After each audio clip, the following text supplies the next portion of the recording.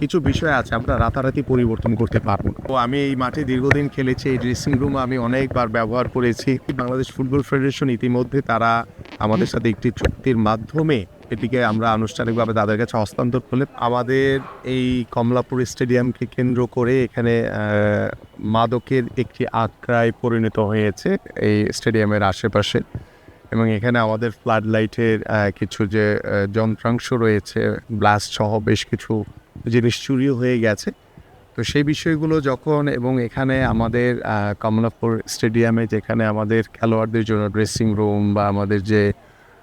অবকাঠামোর যে বিষয়গুলো পরিষ্কার পরিচ্ছন্ন পর্যাপ্ত পরিমাণে থাকা উচিত ছিল, এবং সেখানে আমরা দেখেছি যে আমাদের স্টাফরাই টিনশেডের মতো করে কেউ হয়তো বা এখানে বসবাস করছেন, তারা হয়তো বা নিরাপত্তার স্বার্থে করছেন। বাট যেহেতু এটি একটি স্টেডিয়াম, আমরা স্টেডিয়ামের মতোই দেখতে চাই। তো ইতিমধ্যে আজকের এই যে গত দুদিন আগে যেই চুরির যে ঘটনাটি ঘটেছে, সেটি যখনই আমাদের নির্দেশে এসছে এবং আমাদের এখানে নির্বাহী পরিচালক রয়েছেন আমাদের এনএসসির, তাকে নির্দেশনা দেওয়া হয়েছে যেহেতু এখানে যিনি প্রশাসকের দায়িত্ব পালন করছেন তিনিও নতুন এসছেন, বাট এখানে যারা সিকিউরিটি গার্ড সহ যারা স্টাফ রয়েছেন তাদের যে কাজের প্রতি যে অবহেলা আমি দেখেছি, তাৎক্ষণিকভাবে তাদেরকে বদলির নির্দেশ দেওয়া হয়েছে। এবং এখানে আমরা পরবর্তীতে যাদেরকে এখানে দায়িত্ব দেওয়া হবে তাদেরকে ভালো করে ব্রিফ করে দেওয়া হবে। পাশাপাশি এখানে জনবল বাড়ানোর জন্য ইতিমধ্যে নির্দেশনা দেওয়া হয়েছে যে সিকিউরিটি গার্ড থেকে শুরু করে এবং স্থানীয় যে থানার যারা রয়েছেন মুগদা থানার আওতাধীন তাদেরও পুলিশের সহযোগিতা নিয়ে আমরা যাতে এখানে কোনো মাদকের আঁকড়া বসতে না পারে বা অবাধে যাতে কেউ স্বাভাবিকভাবে এখানে চলাচল করতে না পারে, সেই বিষয়গুলো আমরা আরও সতর্কতার সহিত তদারকি করে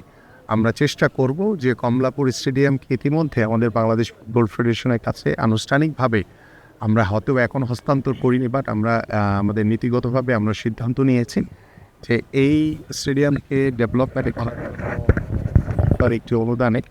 বাংলাদেশ ফুটবল ফেডারেশন ইতিমধ্যে আমাদের কাছে যেভাবে প্রস্তাবনা পাঠিয়েছে এবং আমরা এগ্রি করেছি। আমরা খুব দ্রুতই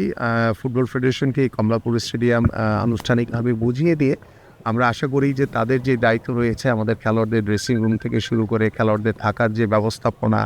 এবং স্টেডিয়ামের আশেপাশে যে পরিবেশগত যে সমস্যাগুলো রয়েছে সেগুলো তারা তাদের মতো করে করবে। এবং ডেফিনেটলি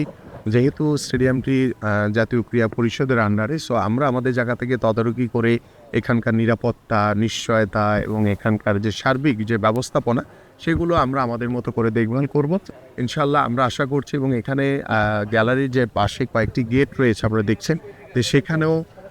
মানে নিরাপত্তাহীনতার কারণে সেখানে দেখা যায় যে অনেকেই মাঠের ভিতরে ঢুকে যায় এবং এখানে মাদকের যে একটি শঙ্কা আমরা দেখছি সেগুলোকে আমরা আরও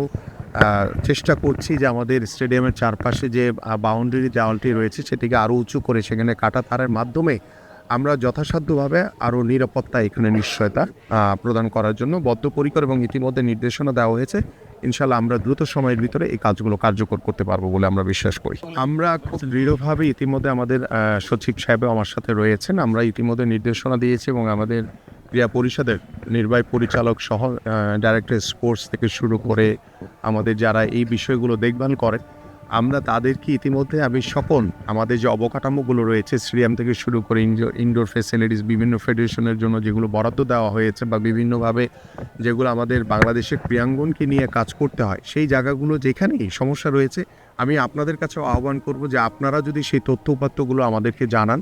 তাহলে আমরাও আমাদের কাজ করতে আরও সহজ হবে এবং আমরাও আমাদের যে ইতিমধ্যে আমাদের যারা এনএসসির যারা দায়িত্বরত রয়েছেন তাদেরকে বলা হয়েছে যে আমাদের পর্যায়ক্রমে আমাদের বাংলাদেশের যে স্টেডিয়ামগুলো রয়েছে কোথায় কী সমস্যা রয়েছে এবং আপনি যে বিষয়টি বলেন যে ইনডোর স্টেডিয়ামগুলো যে দখল করে রেখেছে কারা করেছে সেটা তথ্য উপাত্ত যদি